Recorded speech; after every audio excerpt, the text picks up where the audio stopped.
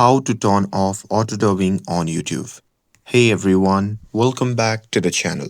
In today's video, I'll show you how to turn off auto dubbing on YouTube. So now without further ado, let's get started. So first thing first, open the YouTube app on your phone and make sure that you're logged in to your account. And now here, once you're inside the app, simply open the YouTube video that's playing and dubbed audio track. And now here, once you're inside the video, just click or tap on the settings icon in the video player. And now here from the menu, simply choose and tap on the audio track. And now here in this section, simply select the original language audio track instead of dubbed version.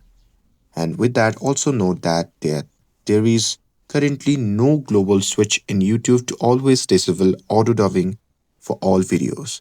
And many users have reported that YouTube may not remember your preference consistently. And that's it. That's how you can turn off auto dubbing on YouTube. With this, if you found this video helpful, then don't forget to like, share, and subscribe to get updated for more videos. Thanks for watching, and I'll see you in the next video.